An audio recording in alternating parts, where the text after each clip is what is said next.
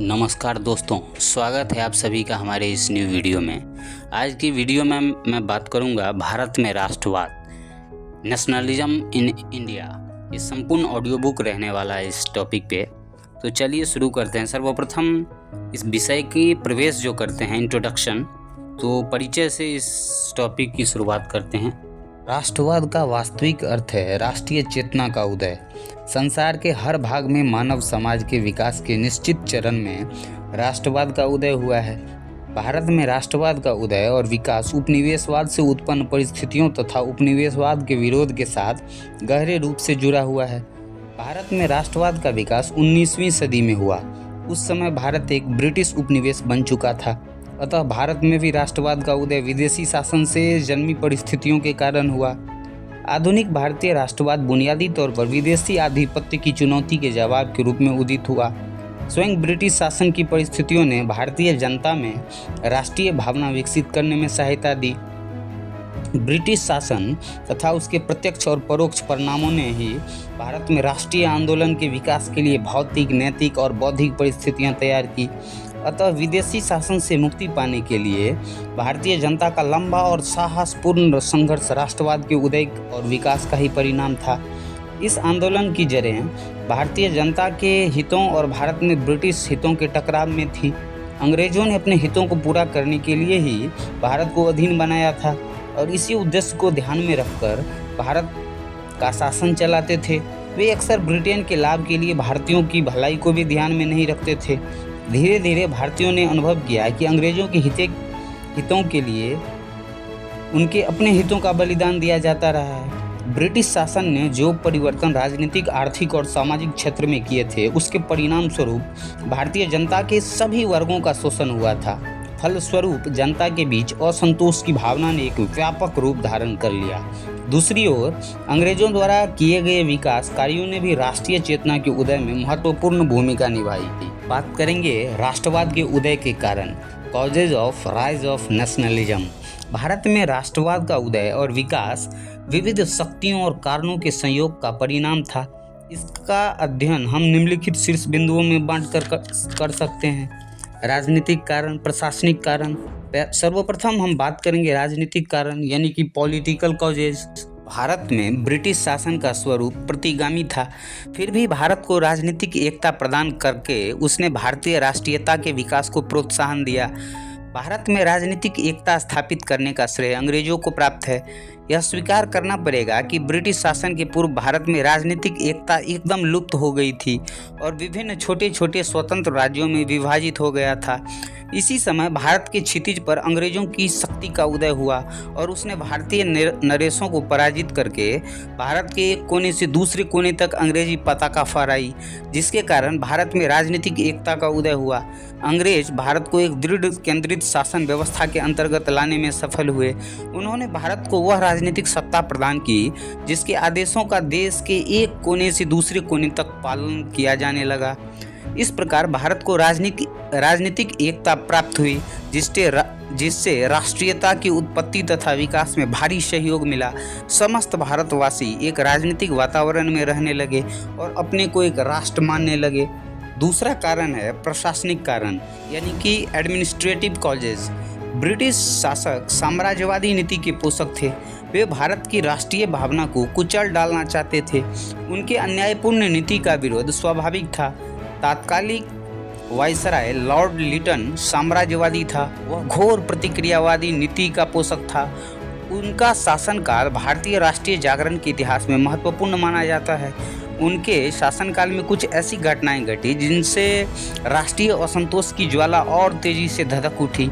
Lord Liton के अन्यायपूर्ण तथा साम्राज्यवादी नीतियों से भारतीय लोकमानस में अंग्रेजों के विरुद्ध उत्तेजनात्मक प्रतिक्रिया हुई। लॉर्ड लिटन के शासनकाल में सिविल सर्विस में प्रवेश की आयु 23 वर्ष से घटाकर 19 वर्ष कर दी गई। इससे भारतीयों का इस परीक्षा में प्रवेश अब बिल्कुल असंभव हो गया। भारतीयों ने इस निर्णय का विरोध किया। सरेंद्रनाथ बनर्जी ने इसके खिलाफ देशव्यापी आंदोलन चलाकर राष्ट्र को सरकार के विरुद्ध संगठित किया। अतः भारत के शिक्षित वर्गों ने अंग्रेजों के खिलाफ आवाज़ उठाई। ब्रिटिश सरकार के अन्यायपूर्ण कार्यों की आलोचना भारतीय समाचार पत्रों की जाती थी। आलोचना से क्षुब्ध होकर लॉर्ड लिटन ने 1878 में वर्नाकुलर प्रेस एक्ट पास किया। इस अधिनियम के द्वारा समाचार पत्रों की स्वतंत्रता नष्ट कर दी गई। स्वाभाविक रूप से इस अधिनियम के विरुद्ध राष्ट्रव्यापी प्रतिक्रिया हुई और इसे गलाघोंट कानून की संज्ञा दी गई। आंदोलन के बढ़ते हुए स्वरूप को देखकर अंततः लिटन को प्रेस अधिनियम रद्द करनी पड़ी। इस एक्ट ने अंग्रेज विरोधी भावनाओं को बढ़ाया। लॉर्ड लिटन ने 1879 ईस्वी में शस्त्र अधिनियम आर्म्स एक्ट पारित किया। इस अधिनियम के अनुसार किसी भी भारतीयों को सरकार की अनुमति के बिना अस्त्र शस्त्र रखने पर प्रतिबंध लगा दिया गया था। इस अधिनियम का उद्देश्य सशस्त्र विद्रोह पर अंकुश लगाना था।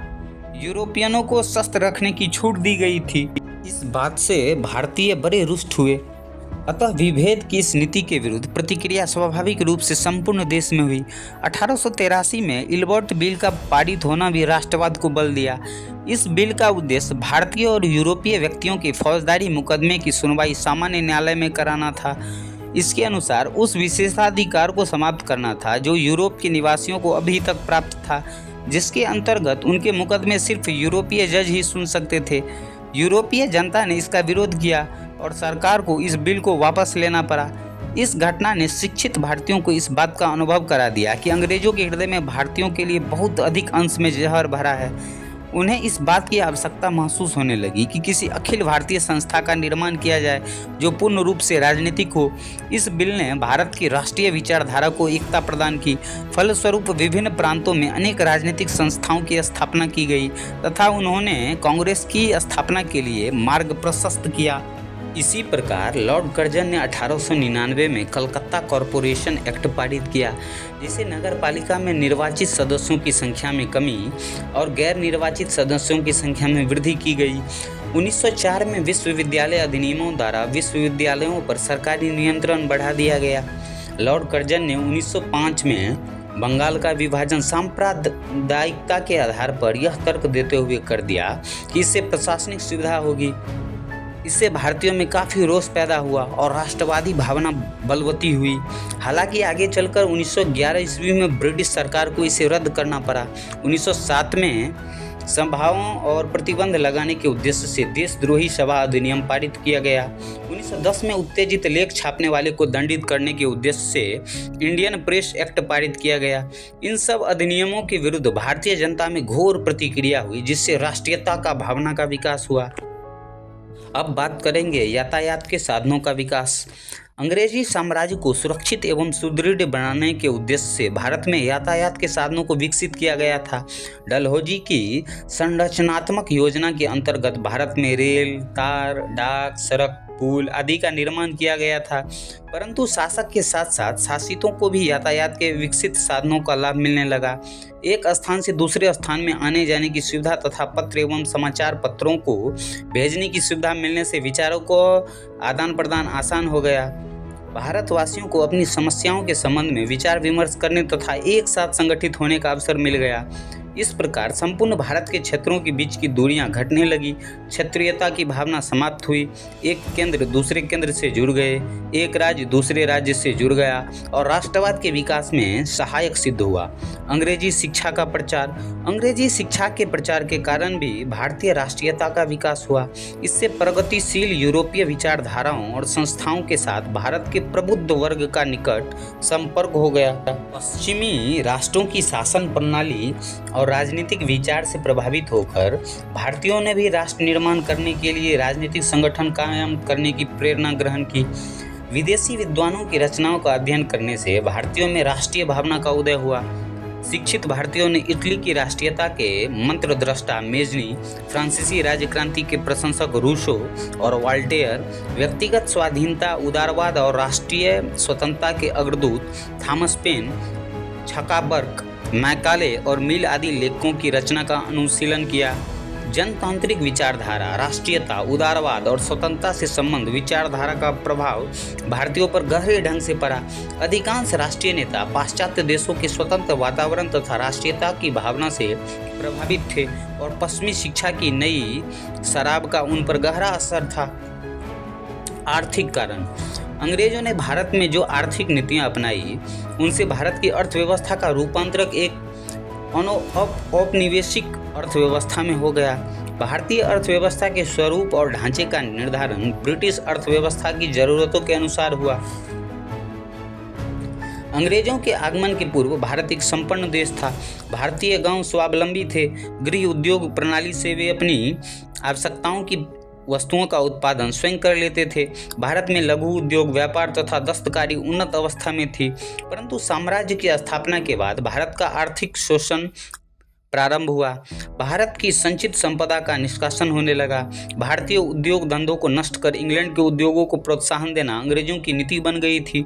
मुक्त व्यापार की नीति अपनाकर अंग्रेजों ने भारतीय व्यापार को पूरी तरह नष्ट कर दिया था। भारत में निर्यात कर चुंगी दर अधिक थी और विदेशी वस्तुओं के आयात पर चुंगी की दर नाम मात्र की थी। इन शोषक नीतियों के कारण उद्योग धंधा एवं व्यापार में संलग्न भारतीय लोग बड़ी संख्या में बेकार हो गए। वे भूखमरी की स्थिति में आ गए थे। अंग्रेजों की कृषि नीति मुख्य रूप से अधिकतम भू राजस्व एकत्रित करने के उद्देश्य से प्रेरित थी। अस्थायी बंदोबस्त के द्वारा जमींदारों को एक निश्चित भू राजस्व कर के रूप में सरकार को देना पड़ता था। जमींदार किसानों से उससे कहीं अधिक लगान वसूल करते थे। जब कभी भी किसान जमींदार या महाजनों द्वारा शोषण के विरुद्ध आवाज उठाते थे, तब सरकार नकदी फसलों तथा कपास, गन्ना, नील आदि की उगाही अपनी मनमानी कीमतों पर कराती थी और इन फसलों का प्रयोग अंग्रेज अपने उद्योग में कच्चे माल के रूप में करते थे। नील और कपास की खेती करने वाले किसान इस नीति के कारण अधिक प्रभावित थे। उपर्युक्त विवरण से यह स्पष्ट होता है कि भारतीय समाज का प्रत्येक वर्ग अंग्रेजी शासन के अधीन कठिनाइयों का सामना कर रहा था। आर्थिक शोषण असंतोष को जन्म देता है और असंतोष क्रांति का रूप धारण कर लेता है। कंपनी शासनकाल से लेकर 1857 तक कई विद्रोह हुए।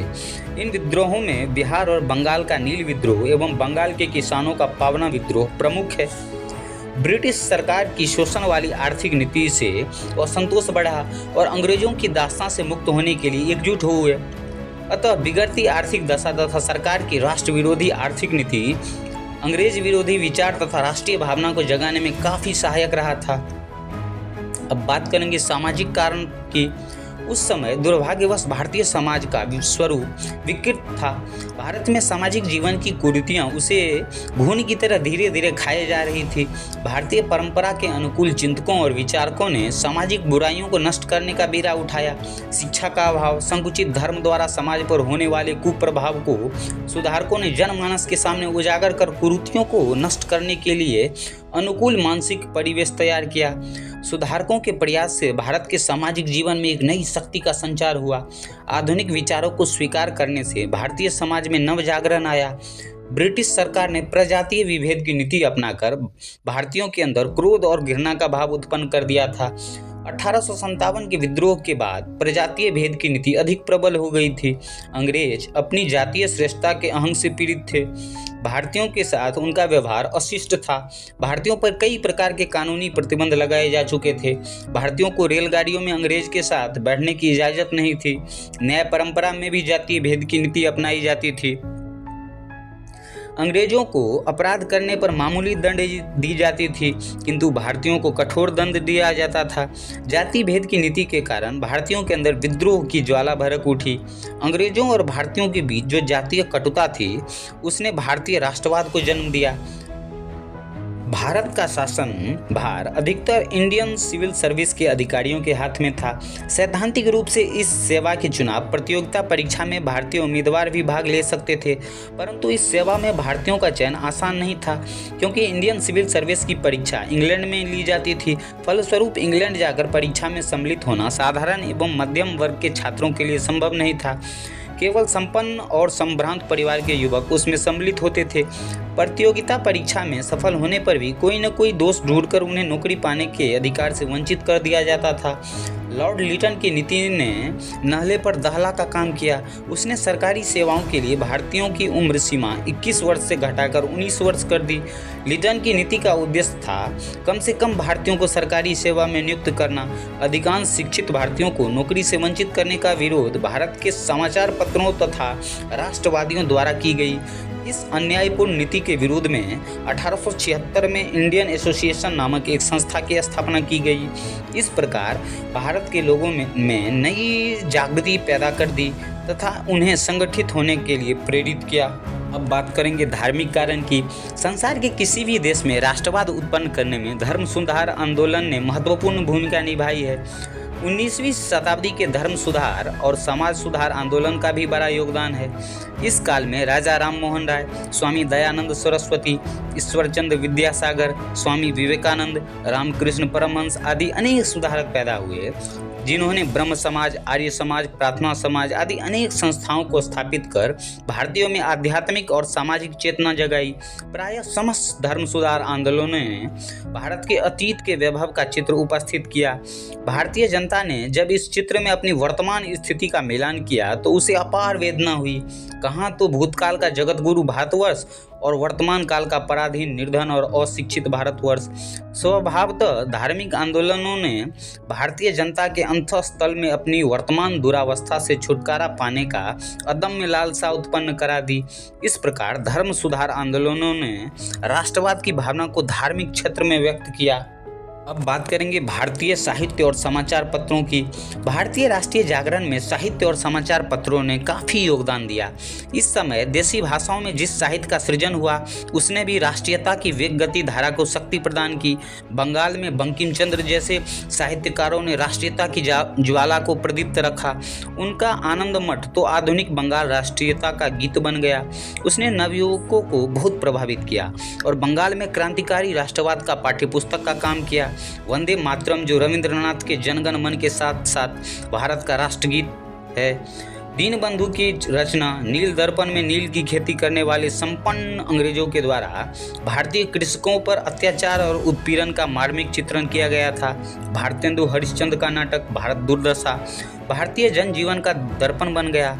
डॉक्टर एल राय और रविंद्रनाथ ठाकुर की कविताओं और गीतों से स्वदेश प्रेम की भावना जागृत हुई थी। भारत के अन्य लेखकों में लक्ष्मीनाथ तेजबरुआ, विष्णु शास्त्री चिपलंकर, सुब्रमण्यम भारती, अल्ताफ हुसैन आदि के रचनाओं ने राष्ट्रवादी प्रेम को दृढ़ता प्रदान की।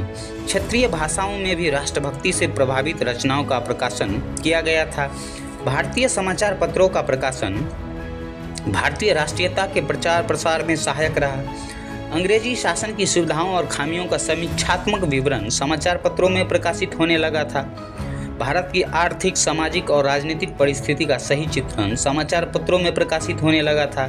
भारत की जन चेतना को जागृत कर सुधार लाने का प्रयास तथा जनमत तैयार करने में भारतीय समाचार पत्रों की अहम भूमिका थी। 1885 ईस्वी में अखिल भारतीय राष्ट्रीय कांग्रेस का गठन राष्ट्रवाद के उदय की परिणति थी। आगे चलकर इसी के नेतृत्व में विदेशी शासन से स्वतंत्रता के लिए भारतीयों ने एक लंबा और साहसपूर्ण संघर्ष चलाया। प्रारंभ में यह संगठन सरकार से भारतीयों के लिए सुविधाओं और सुधारों की मांग करता रहा, इसलिए उन्होंने अपनी मांगों को सरकार से स्वीकृत करवाने के लिए प्रार्थना पत्रों, आवेदनों और प्रस्तावों का सहारा लिया। परंतु 20वीं सदी के प्रारंभिक दशक तथा अंग्रेजी सरकार की दमनकारी नीतियों के कारण कांग्रेस के सदस्यों को उग्र बना दिया। बाल गंगाधर तिलक, लाला लाजपत राय और बिपिन चंद्र पाल के नेतृत्व में नई प्रवृत्तियां प्रकट होने लगी। फलस्वरूप राष्ट्रीय आंदोलन का स्वरूप बदल गया। 1914 में प्रथम विश्व युद्ध छिड़ गया। ब्रिटिश सरकार ने प्रथम विश्व युद्ध में भारत को भी शामिल होने की घोषणा कर दी। बात करें प्रथम विश्व युद्ध के कारण और परिणाम का भारत से अंतर संबंध की। प्रथम विश्व युद्ध विश्व इतिहास की एक महत्वपूर्ण घटना थी। 1914 का प्रथम विश्व युद्ध यूरोप के साम्राज्यवादी राज्यों के पारस्परिक प्रतिद्वंद्विता का परिणाम था। इस युद्ध का एक महत्वपूर्ण कारण यूरोपीय राज्य की गुप्त संधियां थी, जिसने यूरोप को दो गुटों में बांट दिया था। एक गुट में जर्मनी, ऑस्ट्रिया, हंगरी तथा इटली, तीन देशों ने त्रिगुट या त्रिमिट गुट में संगठित कर लिया था। दूसरे गुट में फ्रांस, ब्रिटेन और रूस ने अपने आप को त्रिदेशीय संधि में संगठित कर लिया। 1917 के बाद अमेरिका भी इस गुट का सहयोगी बन गया था। प्रथम विश्व युद्ध इन दोनों गुटों के बीच 4 वर्षों 1914 से 1918 तक लड़ा गया था। इस युद्ध ने प्रत्यक्ष और अप्रत्यक्ष रूप से संपूर्ण विश्व की राजनीतिक एवं आर्थिक स्थिति को प्रभावित किया था। प्रथम विश्व युद्ध के कारणों के साथ भारत का अंतर संबंध। प्रथम विश्व युद्ध औद्योगिक क्रांति के परिणाम स्वरूप औपनिवेशिक व्यवस्था की स्थापना और उसे सुरक्षित रखने के प्रयासों के कारण लड़ा गया था। औद्योगिक क्रांति के कारण यूरोपीय देशों के सम्मुख व्यावसायिक माल की खपत और कल कारखानों के लिए कच्चे माल की प्राप्ति की समस्या उत्पन्न हुई। इसका हल उन्हें साम्राज्य विस्तार में ही दिखाई दिया। ब्रिटेन के सभी उपनिवेशों में भारत सबसे महत्वपूर्ण था, अतः प्रथम विश्व युद्ध के अस्थिर माहौल में ब्रिटेन इसे हर हाल में सुरक्षित रखना चाहता था। युद्ध प्रारंभ होते ही ब्रिटिश सरकार ने प्रथम विश्व युद्ध में भारत को भी शामिल होने की घोषणा कर दी। साथ ही ब्रिटिश सरकार ने यह भी घोषणा की कि भारत में क्रमशः एक जिम्मेदार सरकार की स्थापना करना है। अतः 1916 में सरकार ने भारत में आयात शुल्क लगाया ताकि भारतीय वस्त्र उद्योग का विकास हो सके और उसका लाभ अंग्रेजों को मिल सके। प्रथम विश्व युद्ध के समय का घटनाक्रम। प्रथम विश्व युद्ध के दौरान भारत में घटित होने वाली घटनाएं युद्ध जनित परिस्थितियों की देन थी। इसने भारत में एक नई आर्थिक और राजनीतिक स्थिति उत्पन्न कर दी। इससे भारतीय राजनीतिक क्षेत्र में फिर से नवजीवन का संचार हुआ। युद्ध के ये वर्ष भारत में राष्ट्रवाद के परिपक्व होने के दिन थे।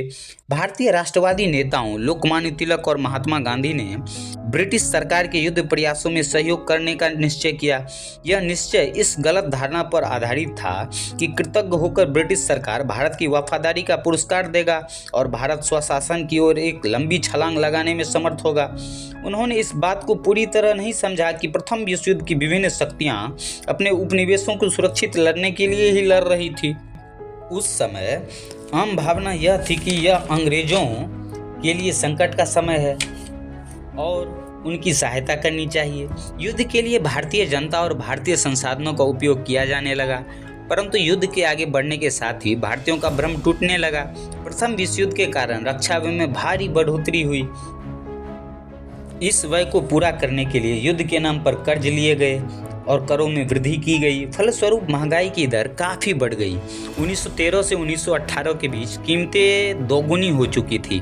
युद्ध के कारण भारत के निर्धन वर्गों की बदहाली और भयानक हो गई। उनके लिए युद्ध का मतलब था करों का भारी बोझ और रोजमर्रा की ज़रूरतों का लगातार महंगा होना। ये वर्ग विरोध की किसी भी जुझारू आंदोलन में शामिल होने के लिए तैयार थे। परिणाम स्वरूप युद्ध के ये वर्ष तीखी राष्ट्रवादी राजनीतिक आंदोलनों के वर्ष थे, परंतु ऐसा कोई जन आंदोलन भारतीय राष्ट्रीय कांग्रेस के नेतृत्व में संभव नहीं था, क्योंकि यह नरम पंथियों के नेतृत्व में एक निष्क्रिय और जड़ संगठन बन चुकी थी। जनता के बीच उसका कोई राजनीतिक कार्य नहीं रह गया था। इस स्थिति में कुछ तत्कालीन राष्ट्रवादी नेताओं ने सरकार पर स्वराज प्राप्ति के लिए दबाव डालना शुरू किया। 1915 से 1916 ईस्वी में 2 होम रूल लीगों की स्थापना हुई। इनमें एक के नेता लोकमान्य तिलक थे तो दूसरी श्रीमती एनी बेसेंट और एस सुब्रमण्यम अय्यर के नेतृत्व में था। इन नेताओं ने आयरलैंड से प्रेरित होकर भारत में होम रूल लीग आंदोलन आरंभ किया। इसी काल में क्रांतिकारी आंदोलन का भी भारत और विदेशी धरती दोनों जगह पर विकास हुआ। आतंकवादी संगठन बंगाल और महाराष्ट्र से लेकर पूरे उत्तरी भारत तक फैल गए। इसके अतिरिक्त अनेक भारतीय ब्रिटिश शासन को उखाड़ फेंकने के लिए सशस्त्र विद्रोह की योजना बनाने लगे। अमेरिका और कनाडा में बसे भारतीय क्रांतिकारियों ने 1913 में लाला हरदयाल के नेतृत्व में गदर पार्टी की स्थापना की। इस पार्टी ने भारत में सशस्त्र क्रांति का प्रयास किया। प्रथम विश्व युद्ध काल में हिंदू मुस्लिम सहयोग की भावना का विकास हुआ और कांग्रेस के दोनों दल गरम और नरम दल में भी मेल मिलाप हो गया। कांग्रेस और मुस्लिम लीग के बीच साझा आंदोलन चलाने को लेकर समझौता हुआ। युद्ध काल में ही भारतीय राजनीति के रंगमंच पर गांधी जी का पदार्पण हुआ। उन्हें शीघ्र ही भारत में सत्याग्रह के अस्त्र का प्रयोग करने का मौका मिल गया। चंपारण, खेरा और अहमदाबाद में आंदोलन हुआ। इस प्रकार युद्ध काल में भारतीय राजनीतिक जीवन में एक नई हलचल रही। प्रथम विश्व युद्ध के दौरान एक नई राजनीतिक स्थिति विकसित हो रही थी। इससे राष्ट्रवाद की ताकत बढ़ी थी। प्रथम विश्व युद्ध का भारत पर प्रभाव क्या था? प्रथम विश्व युद्ध ने भारत के राजस्व से लगभग 56 अरब रुपया खर्च किया गया था। युद्ध काल में मूल्य में वृद्धि तथा अधिक कर भार के कारण भारत की स्थिति दयनीय हो गई थी। अनाज का निर्यात अधिक मात्रा में करने से भारतीय बाजार में खाद्यान्नों का अभाव हो गया था। अभाव का लाभ उठाकर व्यापारियों ने वस्तुओं की मूल्य बढ़ा दी थी। जनजीवन अस्त व्यस्त हो गया था। महायुद्ध के बाद के वर्षों में आर्थिक स्थिति और बिगड़ गई। पहले तो कीमतें बढ़ी और फिर आर्थिक गतिविधियां मंद होने लगी। फलस्वरूप नगरों में रहने वाले शिक्षित भारतीय बेरोजगार होने लगे। महंगाई बढ़ जाने के कारण मजदूर, किसान और दस्तकार सबसे ज़्यादा प्रभावित हुए। युद्ध के दौरान विदेशी आयात के रुक जाने से भारतीय उद्योग फले फूले थे, परंतु युद्ध के बाद अब उनको घाटे होने लगे। इससे बहुत से उद्योग बंद होने लगे। भारत में अब भी विदेशी पूंजी बड़े पैमाने पर लगाई जाने लगी। भारतीय उद्योगपति चाहते थे कि सरकार आयातों पर भारी शुल्क लगाकर भारतीय उद्योगों को संरक्षण प्रदान करे, परंतु ऐसा नहीं हुआ।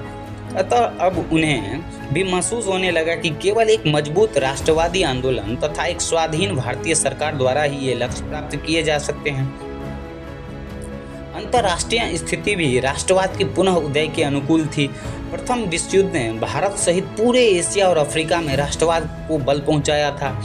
अपने युद्ध प्रयासों में जन समर्थन पाने के लिए ब्रिटेन, अमेरिका, इटली, फ्रांस और जापान ने संसार के सभी राष्ट्रों के लिए जनतंत्र एवं राष्ट्रीय आत्मनिर्णय का एक नया युग आरंभ करने का वचन दिया था।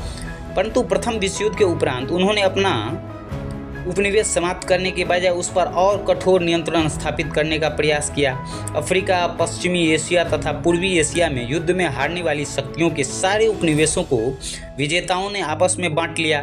भारत में ब्रिटिश साम्राज्य की सुरक्षा के लिए भारतीय सुरक्षा अधिनियम पारित कर क्रांतिकारी आंदोलनों को कुचलने की चेष्टा की। 1919 में रॉलेट एक्ट, जिसे कि काला कानून कहते हैं, पारित किया गया था। इस एक्ट के द्वारा सरकार राजनीतिक आंदोलन तथा राज्य के विरुद्ध किसी भी कार्य का दमन कर सकती थी तथा बिना मुकदमा चलाए किसी व्यक्ति को बंदी बना सकती थी। इसी कानून के विरुद्ध के क्रम में 13 अप्रैल सन 1919 को अमृतसर के जालियांवाला बाग हत्याकांड हुआ था। पंजाब के 5 जिलों में सैनिक शासन घोषित कर दिया गया और उसे अमानवीय निर्दयता के साथ लागू किया गया। प्रथम विश्व युद्ध समाप्ति के बाद भारत में राष्ट्रवाद की जो लहरें उठी, उससे प्रभावित होकर भारत में ब्रिटिश सरकार ने शासन में कुछ सुधार करने का प्रयास अवश्य किया। 1919 में भारत सरकार कानून बनाया गया। इसे मॉन्टेग्यू-चेम्सफोर्ड सुधार कहा जाता है। इस कानून में प्रांतीय विधायी परिषदों का आकार बढ़ा दिया गया और यह निश्चित किया गया कि उनके अधिकांश सदस्य चुनाव जीत कर आएंगे। दोहरी शासन प्रणाली के अंतर्गत दोनों सदनों, निम्न सदन और उच्च सदन में सदस्यों की संख्या बढ़ा दी गई। परंतु भारतीय राष्ट्रवादी नेता इन मामूली सुधारों से संतुष्ट नहीं थे, अतः वे मानसिक रूप से संघर्ष करने के लिए तैयार हो गए। प्रथम विश्व युद्ध का भारत पर प्रत्यक्ष प्रभाव खिलाफत आंदोलन के रूप में सामने आया। इस युद्ध में टर्की का खलीफा, जो इस्लामी जगत का धार्मिक नेता माना जाता था, वह जर्मनी का पक्ष लेकर ब्रिटेन के खिलाफ युद्ध में शामिल हुआ था। युद्ध में जर्मनी के साथ टर्की की भी हार हो गई। भारतीय मुसलमानों से युद्ध में पूरी सहायता प्राप्त करने के उद्देश्य से इंग्लैंड के प्रधानमंत्री ने यह घोषणा की, युद्ध के बाद ब्रिटिश सरकार टर्की के विरुद्ध प्रतिरोध की नीति का अवलंबन नहीं करेगी। परंतु युद्ध का अंत होने पर टर्की साम्राज्य के प्रदेशों को मित्र राष्ट्रों ने आपस में बांट लिया। इस प्रकार टर्की साम्राज्य छिन्न भिन्न हो गया। इससे भारतीय मुसलमान बहुत क्षुब्ध हो गए। उधर 1916 ईस्वी में मुस्लिम लीग और कांग्रेस के बीच समझौता हो गया, जिसे लखनऊ समझौता कहा जाता है। लखनऊ का समझौता हिंदू मुस्लिम संबंधों का एक पवित्र अध्याय माना जाता है। इसने हिंदुओं और मुसलमानों के लिए एक साझी राजनीतिक जमीन पहले ही तैयार कर दिया था। इस स्थिति में गांधी जी ने हिंदू और मुसलमान दोनों संप्रदायों के नेताओं का एक सम्मेलन बुलाया और खिलाफत के प्रश्न को भावी राजनीतिक आंदोलन के लिए एक महत्वपूर्ण मुद्दा बताते हुए असहयोग आंदोलन का कार्यक्रम निश्चित किया। रंग भेद के सिद्धांत के आधार पर इस युद्ध के परिणाम स्वरूप श्वेतों को प्रभुत्व का गहरा आघात पहुंचा। युद्ध के पहले यूरोपियों में काले गोरे का भेदभाव भरा हुआ था। उनका ख्याल था कि श्वेत चमड़े वाले काले लोगों से हर दृष्टि से श्रेष्ठ होते हैं। परंतु जब युद्ध के मैदान में भारतीय और अफ्रीकी सिपाहियों ने अपनी असाधारण वीरता का परिचय दिया और श्वेत सेनाओं को परास्त कर यह सिद्ध कर दिया कि वे यूरोपियों से किसी तरह कम नहीं हैं, तब रंग भेद के आधार पर आश्रित श्रेष्ठता के दावों को गहरा आघात पहुंचा। गैर यूरोपीय देशों के राष्ट्रीय जागरण में इस तथ्य से बड़ी मदद मिली। दूसरी ओर युद्ध के दोनों पक्षों ने एक दूसरे के खिलाफ खूब प्रचार किया और अपनी विरोधियों द्वारा उपनिवेशों में बर्बर और असभ्य व्यवहार का पर्दाफाश किया। फलस्वरूप उपनिवेशों की जनता ने दोनों पक्षों पर भरोसा किया और गोरों की श्रेष्ठता का भय उनके मन से दूर होने लगा। प्रथम विश्व युद्ध के बाद उत्पन्न परिस्थितियों ने राष्ट्रीय आंदोलन में गांधीवादी चरण 1919 से 1947 की एक पृष्ठभूमि का निर्माण का कार्य किया। इस युद्ध के बाद भारतीय राजनीति का इतिहास गांधी युग के नाम से प्रसिद्ध है। 1919 से भारत का राष्ट्रीय आंदोलन मुख्यतः उन्हीं के नेतृत्व में चला।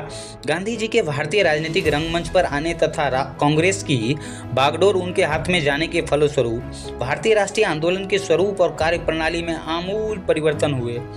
उनके नेतृत्व में कांग्रेस के आंदोलन में एक नया रूप धारण किया, जिसको हम जन आंदोलन कह सकते हैं। अब ब्रिटिश साम्राज्य के विरुद्ध राष्ट्रीय स्वाधीनता का संग्राम शुरू हुआ।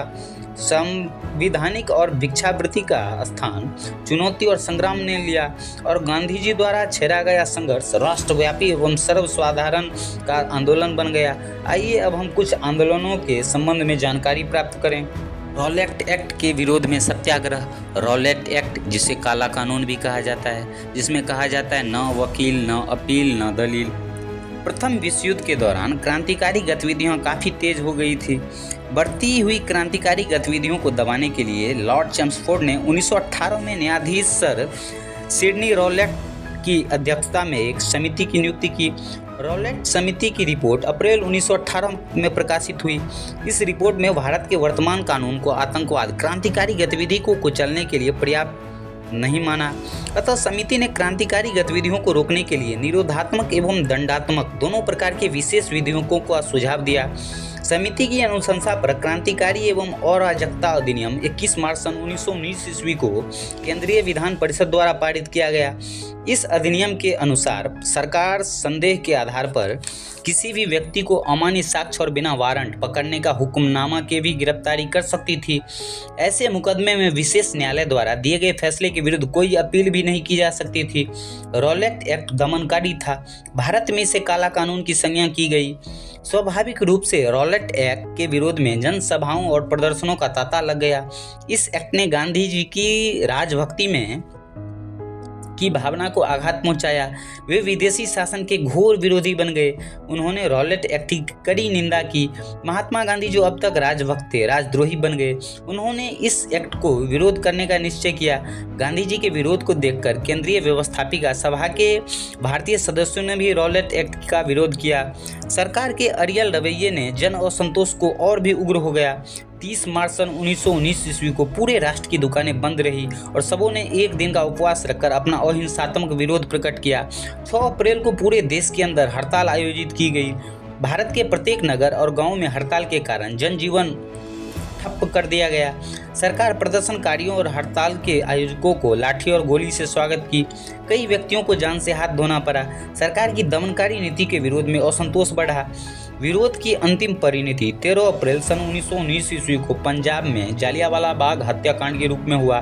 उग्र राष्ट्रवाद को अहिंसक रूप देने के लिए गांधी जी को असहयोग आंदोलन प्रारंभ करने की घोषणा करनी पड़ी। अब जानते हैं जालियांवाला बाग हत्याकांड के बारे में विस्तार से।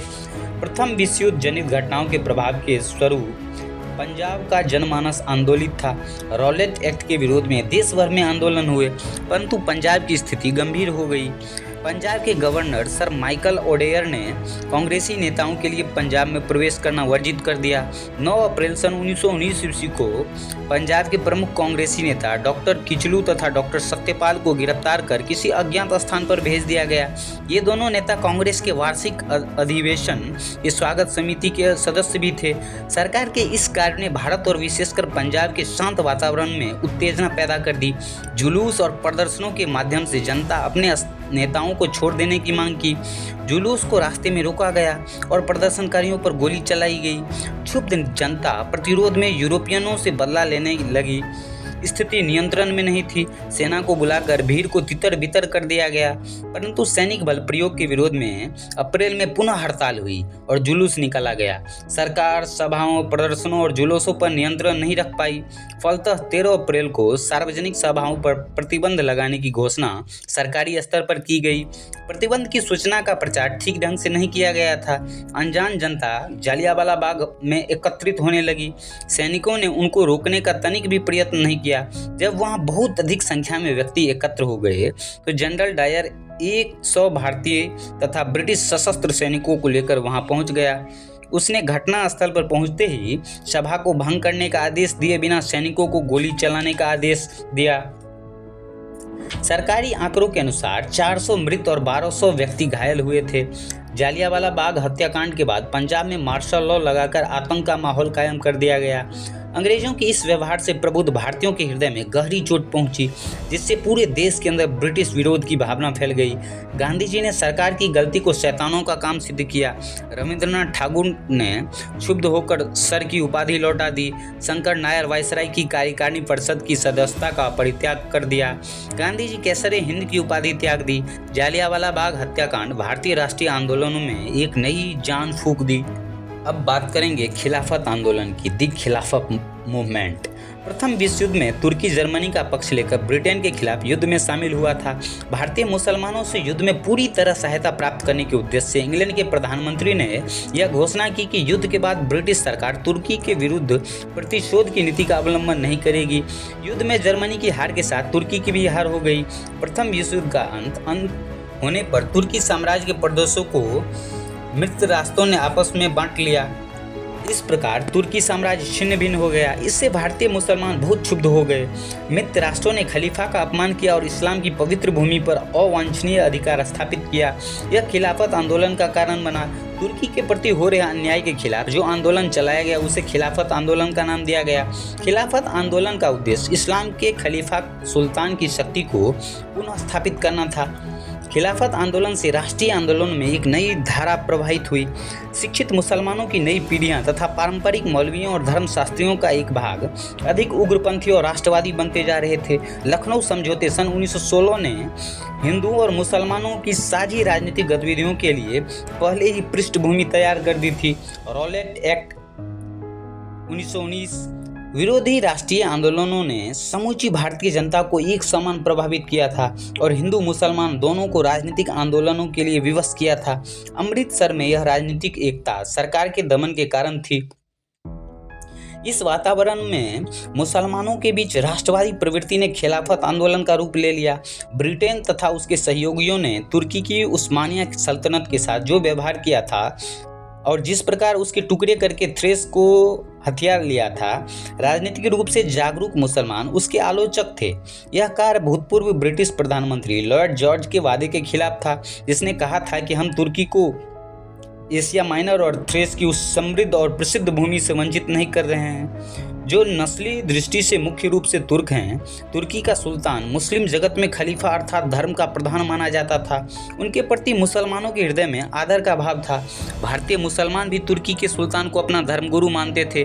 अतः सन 1919 ईस्वी में भारत के अंदर सरकार विरोधी भावना में तीव्रता आ गई। राजनीतिक क्षेत्र में अशांत वातावरण था। ऐसे ही समय में अली बंधुओं मोहम्मद अली और शौकत अली, मौलाना आज़ाद, हकीम अजमल खान और हसरत मोहानी के नेतृत्व में एक खिलाफत कमेटी का गठन किया गया और देशव्यापी आंदोलन छेड़ दिया गया। नवंबर सन 1919 ईस्वी में दिल्ली में अखिल भारतीय खिलाफत सम्मेलन का आयोजन किया गया। इस सम्मेलन में यह फैसला किया गया कि अगर उनकी मांगें नहीं मानी गई तो वे सरकार के से सहयोग करना बंद कर देंगे। गांधी जी ने भी खिलाफत आंदोलन को हिंदू और मुसलमानों में एकता स्थापित करने का अच्छा अवसर समझकर इसका समर्थन किया। उन्होंने घोषणा की कि अगर तुर्की के साथ शांति संधि की शर्तें भारतीय मुसलमानों को संतुष्ट नहीं करती है तो वे असहयोग आंदोलन करेंगे। थोड़ी ही समय में गांधी जी भी खिलाफत आंदोलन के नेता के रूप में उभरे। मुस्लिम लीग के राष्ट्रवादियों ने भी राजनीतिक प्रश्नों पर राष्ट्रीय कांग्रेस और उसके आंदोलनों का पूरा समर्थन किया। लोकमान्य तिलक और तमाम कांग्रेसी नेताओं ने खिलाफत आंदोलन को हिंदू मुसलमान एकता स्थापित करने तथा मुसलमान जनता को राष्ट्रीय आंदोलनों से जोड़ने का अच्छा अवसर जाना। इन तमाम नेताओं का मानना था कि समाज के सभी वर्ग के लोग अपनी विभिन्न मांगों के लिए संघर्ष करते हुए उसके अनुभव के द्वारा तथा विदेशी शासन को अपना विरोधी समझने के बाद ही राष्ट्रीय आंदोलनों में शरीक होंगे। 1920 ईस्वी में डॉक्टर अंसारी के नेतृत्व में एक शिष्टमंडल वायसराय से मिला और मुस्लिम दृष्टिकोण से उन्हें परिचित कराया। भारत के वायसराय लॉर्ड चैम्सफोर्ड ने शिष्टमंडल को कोई आश्वासन नहीं दिया। इसी वर्ष मौलाना मोहम्मद अली के नेतृत्व में एक शिष्टमंडल इंग्लैंड भेजा गया। शिष्टमंडल की इंग्लैंड यात्रा भी असफल हो गई। ब्रिटिश सरकार के रुख से गांधी जी को निराशा हुई और उन्होंने खिलाफत और असहयोग आंदोलनों के साथ साथ चलाने का निर्णय लिया।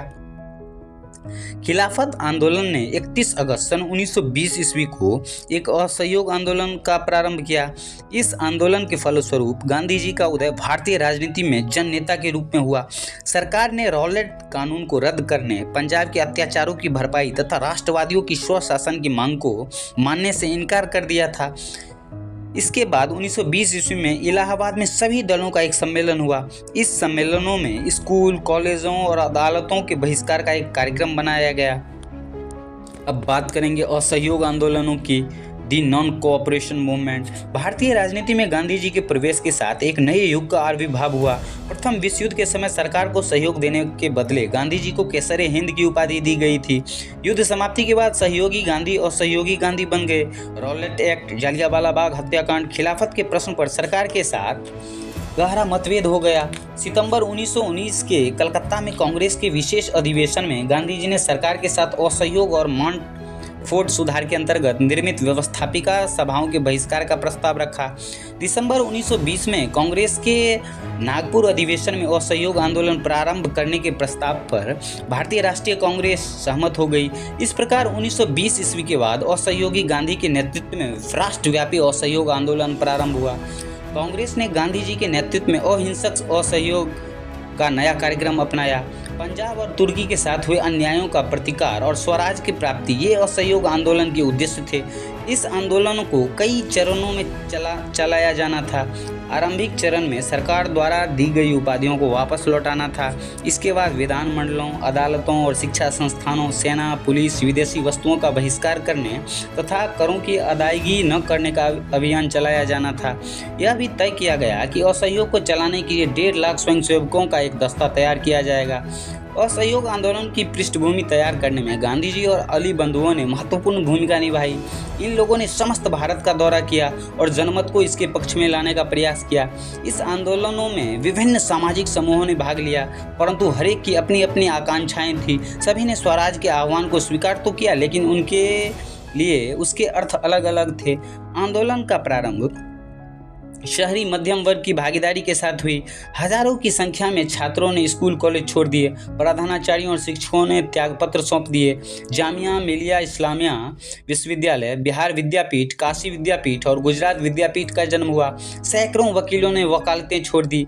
इनमें देशबंधु चित्तरंजन दास, मोतीलाल नेहरू, राजेंद्र प्रसाद, सैफुद्दीन किचलू, सी राजगोपालाचारी, सरदार पटेल, टी प्रकाशम और आसिफ अली जैसे लोग शामिल थे। ज़्यादातर प्रांतों में परिषद चुनावों का बहिष्कार किया गया। केवल मद्रास के जस्टिस पार्टी ने चुनावों का बहिष्कार नहीं किया। एक प्रस्ताव पारित करके खिलाफत आंदोलन में ये घोषणा की गई कि कोई मुसलमान ब्रिटिश भारत की सेना में भर्ती नहीं होगा। असहयोग आंदोलन चलाने के लिए तिलक स्वराज कोष स्थापित किया गया, जिसमें 6 माह के अंदर ही 1 करोड़ रुपये जमा हो गया। स्त्रियों ने बहुत उत्साह दिखाया और अपने गहने जेवरों को खुलकर दान दिया। विदेशी वस्त्रों का बहिष्कार एक जन आंदोलन बन गया। खादी स्वतंत्रता का प्रतीक बन गई। विदेशी सामानों का बहिष्कार किया गया और शराब की दुकानों पर धरना दिया गया। पूरे देश में विदेशी वस्त्रों की होली जलाई गई। अखिल भारतीय कांग्रेस कमेटी ने सामाजिक, आर्थिक और राजनीतिक दृष्टि से उत्पीड़न करने वाली ब्रिटिश सरकार की सेवा करने से भारतीयों को मना किया। शहरों से बढ़कर असहयोग आंदोलन देहात में भी फैल गया था। संयुक्त प्रांत तथा बंगाल के हजारों किसानों ने असहयोग के आह्वान का पालन किया था। संयुक्त प्रांत के कुछ भागों में बटाईदारों ने जमींदारों की अनुचित मांगों पूरा करने से इनकार कर दिया था। पंजाब में गुरुद्वारों पर भ्रष्ट महंतों का कब्जा समाप्त करने के लिए सिख अकाली आंदोलन नामक अहिंसक आंदोलन चला रहे थे। असम में चाय बागानों के मजदूरों ने हड़ताल की। मिदनापुर के किसानों ने यूनियन बोर्ड को कर देने से इनकार कर दिया था। चेराला की पूरी जनता नगर पालिका के कर चुकाने से इनकार करके शहर छोड़ दिया था। पेड्डानापाडु में गांव के सारे अधिकारियों ने इस्तीफा दे दिया था। डुग्गीराला में गोपाला कृष्णयप्पा के नेतृत्व में गुंटूर जिले में एक शक्तिशाली आंदोलन उठ खड़ा हुआ था। उत्तरी केरल के मालाबार क्षेत्र में मोपला कहे जाने वाले मुस्लिम किसानों ने एक शक्तिशाली जमींदारी विद्रोह आंदोलन छेड़ रखा था। अवध में सन्यासी बाबा रामचंद्र किसानों के आंदोलनों का नेतृत्व कर रहे थे। उनका आंदोलन तालुकदारों और जमींदारों के खिलाफ था, जो किसानों से भारी भरकम लगान और तरह तरह के कर वसूल कर रहे थे। कई स्थानों पर जमींदारों को नाई धोबी की सुविधाओं से वंचित करने के लिए पंचायतों ने नाई धोबी बंद का फैसला किया। जवाहरलाल नेहरू ने अवध का दौरा किया। जवाहरलाल नेहरू, रामचंद्र बाबा और कुछ अन्य लोगों के नेतृत्व में अवध किसान महासभा का गठन किया गया। महीने भर में इस पूरे इलाके के गांव में संगठन की 300 से ज़्यादा शाखाएं बन चुकी थी। 1921 ईस्वी में इनका आंदोलन बहुत ही उग्र रूप धारण कर लिया। तालुकदारों और व्यापारियों के मकान पर हमले होने लगे, बाजार में लूटपाट होने लगी और अनाज के गोदामों पर कब्जा कर लिया गया। आदिवासी किसानों ने स्वराज का अर्थ कुछ और ही लगाया। आंध्र प्रदेश की गुडेम पहाड़ियों में एक गुरिल्ला आंदोलन फैल गया। अन्य वन क्षेत्रों की तरह यहाँ भी ब्रिटिश सरकार ने जंगलों में प्रवेश पर पाबंदी लगा दी थी। अब आदिवासी लोग इन जंगलों में न तो मवेशी को चरा सकते थे, न ही जलावन के लिए लकड़ी और फल बीन सकते थे। उनकी रोजी रोटी और परंपरागत अधिकार छीन जाने से वे लोग परेशान और गुस्से में थे। जब सरकार ने उन्हें सड़कें के निर्माण के लिए बेगार करने पर मजबूर किया तो उन्होंने बगावत कर दी। उनका नेतृत्व करने वाले अल्लूरी सीताराम राजू को एक चमत्कारी व्यक्ति था। राजू के व्यक्तिगत से चमत्कृत विद्रोहियों को विश्वास था कि वह ईश्वर का अवतार है। उनका कहना था कि वह असहयोग आंदोलनों से प्रेरित है। उन्होंने लोगों को खादी पहनाई और शराब छोड़ने के लिए प्रेरित किया। उनका विश्वास था कि भारत केवल बल प्रयोग के जरिए ही आज़ाद हो सकता है। गुडेम विद्रोहियों ने पुलिस थानों पर हमले किए, ब्रिटिश अधिकारियों को मारने की कोशिश की और स्वराज के लिए गुरिल्ला युद्ध चलाते रहे। 1924 ईस्वी में राजू को फांसी दे दी गई, परंतु लोगों के बीच वह लोकनायक बन गया। स्वराज की अवधारणा के बारे में असम के बागानी मजदूरों को अपनी समझ थी। उनके लिए आज़ादी का मतलब था वे जब चाहे बागान की चहारदीवारियों से निकलकर अपने गांवों से संपर्क रखें। 1859 के इनलैंड इमिग्रेशन एक्ट के तहत बागानों में काम करने वाले मजदूरों को बिना इजाज़त बागान से बाहर जाने की छूट नहीं थी। असहयोग आंदोलनों के बारे में जब उन्हें जानकारी मिली तो वे अपने अधिकारियों की अवहेलना करने लगे। उन्होंने बागान छोड़कर अपने अपने घरों को चल दिए। आंदोलन के दौरान प्रिंस ऑफ वेल्स भारत आया। जब वह 17 नवंबर सन 1921 ईस्वी को भारत पहुंचा तो उसका स्वागत आम हड़ताल और प्रदर्शनों द्वारा किया गया। अनेक जगहों पर पुलिसों ने गोलियां चलाई, दमन जारी रहा और वर्ष के अंत तक गांधी जी को छोड़कर सभी बड़े नेता जेलों में बंद किए जा चुके थे। सन 1922 ईस्वी के आरंभ में लगभग 30,000 लोग जेलों में बंद थे। असहयोग आंदोलन और ब्रिटिश सरकार का दमन चक्र दोनों जब चरम सीमा पर था, उसी समय दिसंबर 1921 ईस्वी में कांग्रेस का वार्षिक अधिवेशन अहमदाबाद में हुआ। इसके अध्यक्ष हकीम अजमल खां थे। कांग्रेस ने आंदोलन को तब तक जारी रखने का फैसला किया जब तक पंजाब और तुर्की के साथ अन्यायों का प्रतिकार नहीं हो जाता और स्वराज प्राप्त नहीं हो जाता। परंतु इस अधिवेशन के निर्णयों से अनेक लोगों के स्वराज से संतोष नहीं हुआ, क्योंकि स्वराज का अर्थ पूर्ण स्वाधीनता नहीं था। एक प्रमुख राष्ट्रवादी नेता मौलाना हजरत मोहानी ने प्रस्ताव रखा कि स्वराज की परिभाषा सारी विदेशी नियंत्रण से मुक्त पूर्ण स्वाधीनता के अर्थ में की जाए। यह प्रस्ताव पारित न हो सका, पर इससे जनता की राजनीतिक चेतना में आए उभार का पता चलता है। फरवरी 1922 के आरंभ में गांधी जी ने गुजरात के बरदौली जिले में कर न चुकाने का अभियान चलाने का फैसला किया। उसी समय उत्तर प्रदेश के चोरी चौरा नामक स्थान पर जनता ने पुलिस चौकी में आग लगा दी, जिसमें 22 पुलिसकर्मी जलकर मर गए। गांधी जी को जब इस घटना के बारे में जानकारी मिली तो उन्होंने पूरे असहयोग आंदोलनों को रोकने का फैसला किया। 12 फरवरी सन 1922 ईस्वी को कांग्रेस की वर्किंग कमेटी की बैठक हुई और उसमें चरखे की लोकप्रिय बनाने, हिंदू मुस्लिम एकता को बढ़ावा देने तथा छुआछूत का मुकाबला करने पर ध्यान केंद्रित करने का फैसला किया गया। 10 मार्च सन 1922 ईस्वी को गांधी जी को गिरफ्तार कर लिया गया। उन पर सरकार के प्रति असंतोष भड़काने का आरोप लगाकर 6 वर्षों की कैद की सजा सुनाई गई। जेलों में बंद नेताओं का असहयोग आंदोलन स्थगित किए जाने की खबर से अप्रसन्नता हुई। गांधी जी को 2 वर्षों के अंदर ही रिहा कर दिया गया। उन्होंने चरखियों को लोकप्रिय बनाने, छुआछूत का मुकाबला करने तथा राष्ट्रीय शिक्षा को प्रोत्साहन देने का कार्यक्रम बनाया। इससे आंदोलन की उपलब्धियों को अस्थायी बनाने की सहायता मिली। मोतीलाल नेहरू और चित्तरंजन दास के नेतृत्व में कांग्रेस के एक भाग ने कांग्रेस खिलाफत स्वराज पार्टी बना ली और फैसला किया कि वे विभिन्न विधानमंडलों के चुनावों में भाग लेंगे, जिसका वे अभी तक बहिष्कार करते आ रहे थे। उनका उद्देश्य इन संस्थाओं के अंदर रहकर ठप करना था, जब तक जनता की मांगें मान नहीं ले जाती। बाद में मदन मोहन मालवीय और लाला लाजपत राय के नेतृत्व में कुछ लोगों ने विधानमंडलों के अंदर रहकर ठप करने की नीति का विरोध किया और सरकार को अपना सहयोग देने का फैसला किया। असहयोग आंदोलन भारत का प्रथम जन आंदोलन था। इससे सर्वप्रथम राजनीतिक अधिकारों के प्रति जनता में जागरूकता पैदा हुई। ब्रिटिश शासन की प्रति विश्वास का भाव समाप्त हो गया। भारत की आम जनता के बीच यह विश्वास पैदा हुआ कि वे अपने ही प्रयत्नों से भारत को स्वतंत्र करा सकते हैं। कांग्रेस के नेतृत्व में ही स्वतंत्रता प्राप्त की जा सकती है। स्वराज का संदेश भारत के घर घर में पहुंच गया। इस आंदोलन ने भारत में ब्रिटिश सरकार की जड़ हिला दी। असहयोग आंदोलन ने भारतीय राष्ट्रीय कांग्रेस को देशव्यापी और क्रांतिकारी संगठन में परिवर्तित कर दिया। असहयोग आंदोलन के फलस्वरूप भारत में राष्ट्रीय चेतना जागृत हुई। संपूर्ण भारत के शिक्षित, अशिक्षित, शहरी और ग्रामीण सभी राष्ट्रीय भावनाओं से ओतप्रोत दिखाई पड़ने लगे। सविनय अवज्ञा आंदोलन, द सिविल डिसओबीडियंस मूवमेंट। भारतीय राष्ट्रीय आंदोलन के इतिहास में सविनय अवज्ञा आंदोलन एक महत्वपूर्ण अध्याय है। भारत में ब्रिटिश शासन के विरुद्ध भारतीयों का यह महान ऐतिहासिक संघर्ष मार्च 1930 में प्रारंभ हुआ। इस आंदोलन का नेतृत्व महात्मा गांधी ने किया था। सविनय अवज्ञा आंदोलन की पृष्ठभूमि, फरवरी 1922 में महात्मा गांधी ने असहयोग आंदोलन वापस लेने का निर्णय किया क्योंकि यह आंदोलन हिंसक होता जा रहा था। साथ ही साथ सत्याग्रहियों को व्यापक प्रशिक्षण की भी आवश्यकता महसूस की जा रही थी। कांग्रेस के नेता इस प्रकार के आंदोलन से भी थक चुके थे। साथ ही वे 1919 के भारत सरकार कानून के तहत गठित की गई प्रांतीय परिषदों के चुनाव में भाग लेना चाहते थे। कांग्रेस के कुछ नेताओं को लगता था कि परिषदों में रहते हुए ब्रिटिश सरकार की नीतियों का विरोध करना, सुधारों के लिए बहस करना और लोगों को यह दिखाना कि ये परिषदें लोकतांत्रिक संस्था नहीं है। चित्तरंजन दास और मोतीलाल नेहरू ने परिषद राजनीति में वापस लौटने के उद्देश्य से कांग्रेस के अंदर ही स्वराज पार्टी का गठन किया। जवाहरलाल नेहरू और सुभाष चंद्र बोस जैसे युवा नेता और अधिक उग्र जन आंदोलन और पूर्ण स्वतंत्रता के लिए दबाव बनाए हुए थे।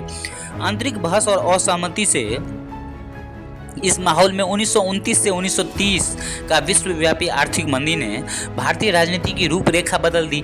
ऐसे तो 1926 से ही कृषि उत्पादों की कीमतें गिरने लगी थी, परंतु 1930 के बाद तो पूरी तरह धराशायी हो गई। कृषि उत्पादों की मांग गिर गई और निर्यात कम होने लगा।